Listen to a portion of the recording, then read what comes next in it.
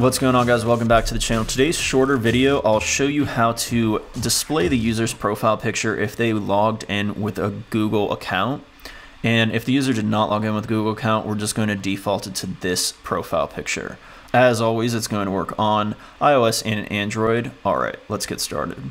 So you can see I am logged in with my Gmail account right here, and this was a login with the Gmail auth provider, so I didn't use email and password. That's important because if you log in with email and password, we actually won't have access to your profile image. We'll only have access if you log in with Google itself. So we're going to actually open up our auth provider, and that's where we're going to write the quick function.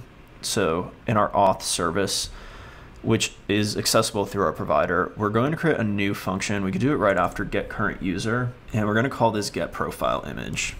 So we want to check if our current user actually has a photo URL, and that photo URL will be automatically populated when that user logs in with Google. We can do that with a quick if statement here, and we're going to use our Firebase auth instance, and then we're going to call the current user on it.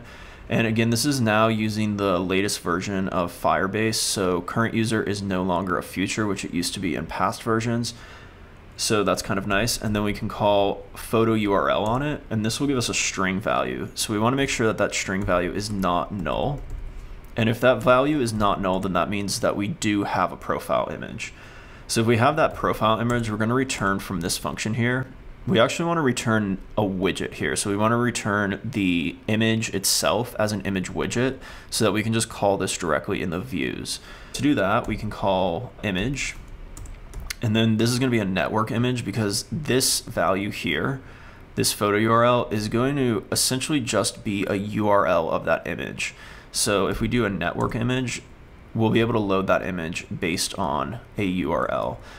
So pass that URL in, and then we're also going to just give it a height and a width. So we'll do 100 for both of those. If we don't have that image, we want to handle that with just showing a default profile icon.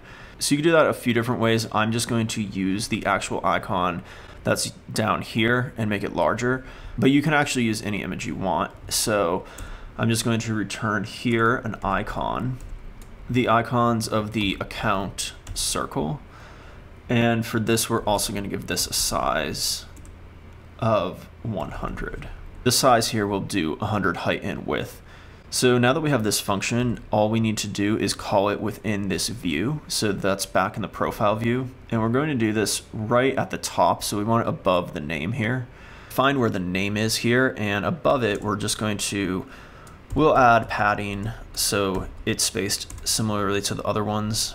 For this padding, we really only want padding on the top because this will already have that top padding there.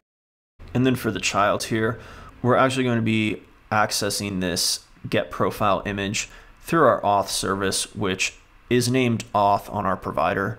So we're going to be calling that with our provider of the build context, and then auth, which this auth is just an instance of this class auth service. So then within that, we can now call the function that we just created. And if you don't have it set up with provider, you could just create an instance of this function wherever you created this function. And really, you can create this function if you want. You could really just write all this logic if you wanted right within this build here. But if you save this and go to the profile, you'll see there is my profile picture. And this is the profile picture I have on my Gmail account. So that's pretty cool. If you sign out and then sign back in as a user that does not have, that is not a Gmail user, so anyone from email and password,